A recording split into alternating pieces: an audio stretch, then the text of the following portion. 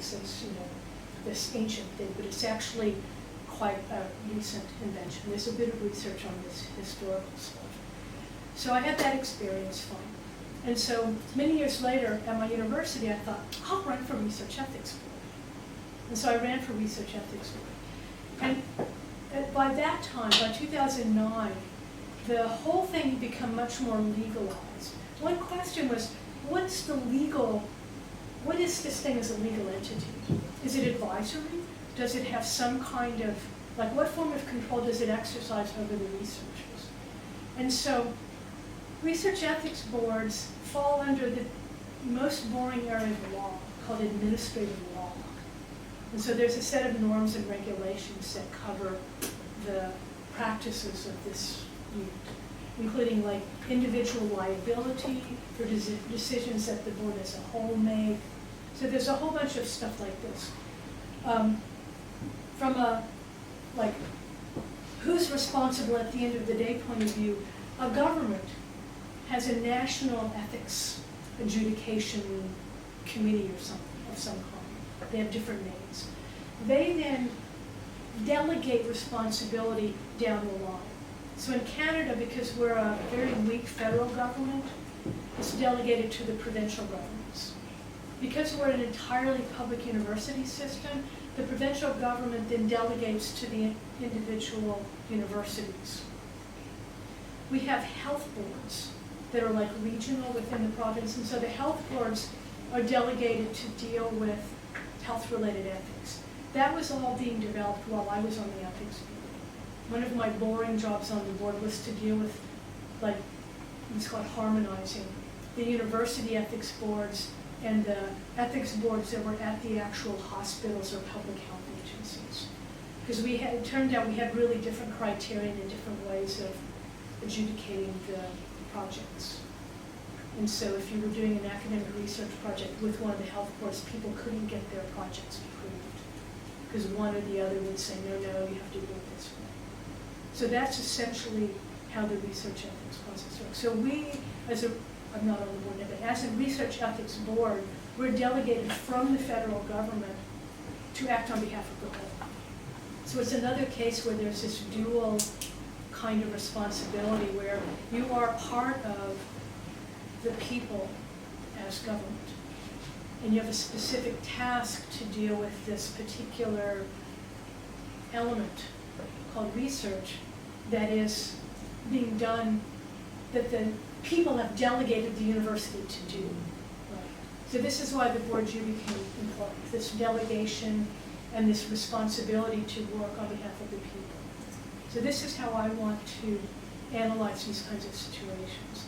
Not, they're the people and we're the government and we're doing this evil thing, but the people are the government and have an expectation that in giving the government authority, certain kinds of tasks will be taken care of, one of which is to do the research ethics. So what we actually do as a research ethics board is a very, very sad and impoverished version of that as a moral call, actually. So we're rubber stamping, making sure the consent form has the right language. So what the daily business is actually not what you would imagine at all. Yeah. It's a bit better in the US than in Canada, but not a huge amount better. There's a good book by Laura Stark that's a history of ethics boards in the US, and then an ethnography of a number of ethics boards. And she's able to tease out these kind of moral conversations. There are always community members on the board, and there's usually a couple of people, people in the media, or on the board as outside members. And so she analyzes what kinds of arguments do those people who are not the academics pose, and how do the academics respond to those? At what points in the decision-making process do people offer their personal experience? I have cancer, and so this project is important. Or, it happened in our board. There was a study they were trying to approve that was having nurses work really, really closely with mostly First Nations young pregnant women, 16 to 19. And we said the government has a history of taking children away from young girls like this. And so isn't the additional contact likely to increase the opportunities that the girls will be observed doing the things that will cause them to have the children taken away? No. One of the guys on the ethics board said, my sister-in-law is First Nations, and she and my brother have just had this experience. And that turned the whole conversation. Right. So the Stark work really looks at those kind of dynamics within the ethics boards.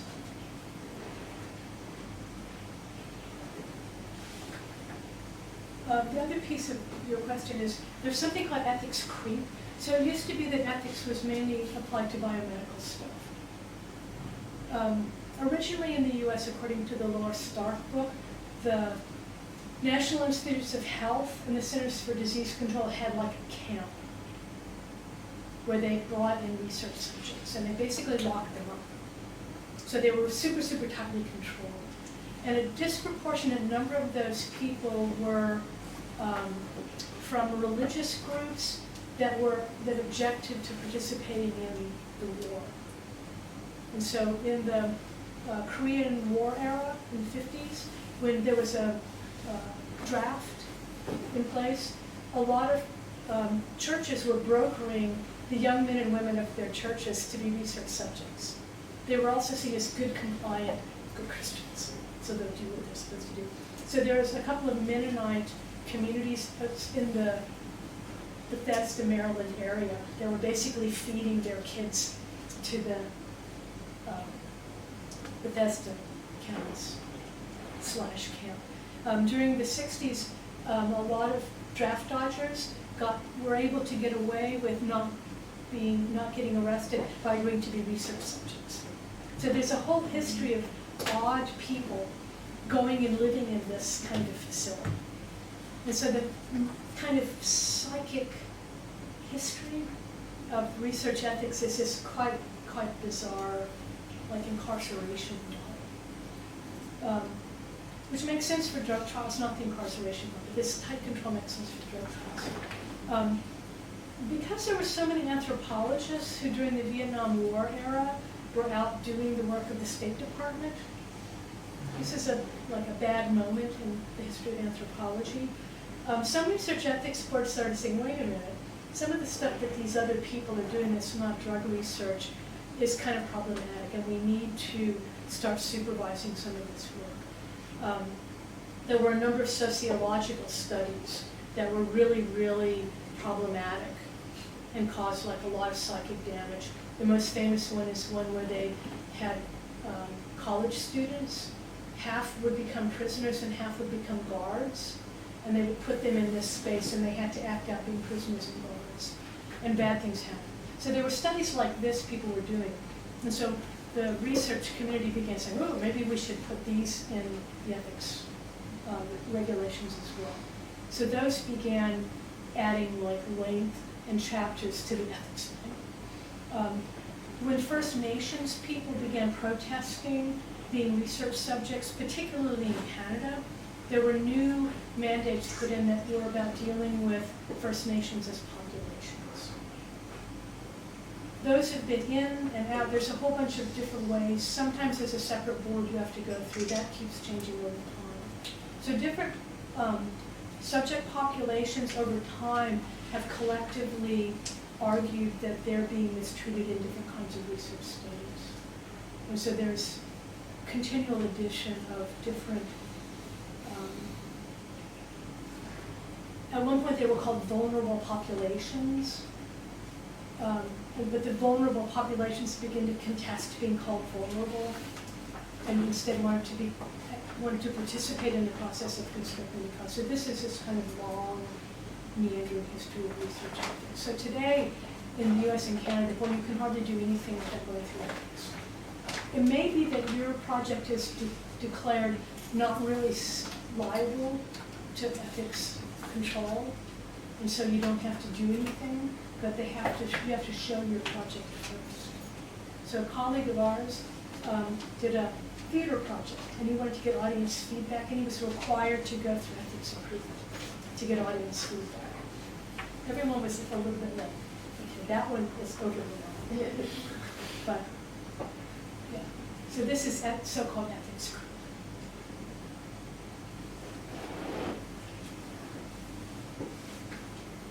Last questions? I want to wave my magic wand and make it all better.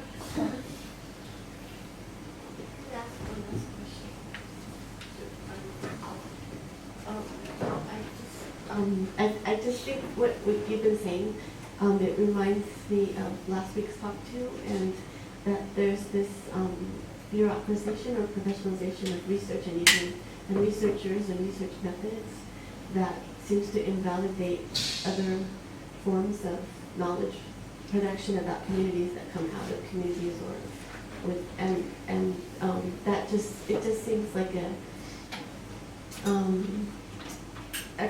a really clear example for me to understand the connection between the first part and the last part of your talk last week, where there's something that doesn't translate, that can't be spoken, like there's things that people know or things that are needed and they can't translate into the language that you use to get the grant money or even just to get permission to do the project. Because I know that also even when you apply for the Ministry of Science grants, there's a question about your research ethics, and sometimes I think maybe it helps in some ways, and then it might also make it impossible to do, or just harder to do certain kinds of research too.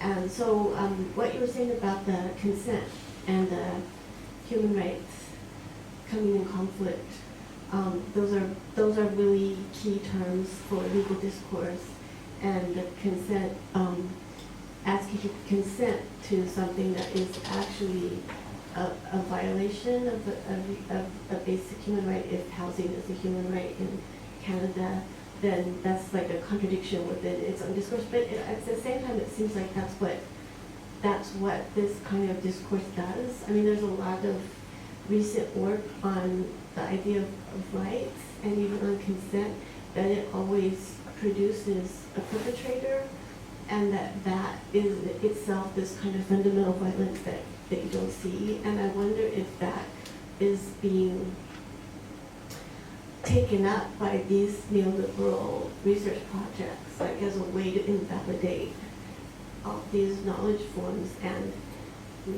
I wonder if there's any work that of that's thinking of other ways to articulate claims or Articulate rights claims? Yeah, well, it would normally be called a rights claim, but in another framework, so that it wasn't being pulled into that kind of circle. Yeah. I think there has to be, I was among the postmodern people who were like, oh, the rights thing was really problematic. But I think there has to be some kind of floor, some kind of thing we agree as a globe not to go beneath. So for me at this point, that's what these enumerated human rights are. They're this kind of moral consensus that we must go not below this, no further than this kind of not very good situation.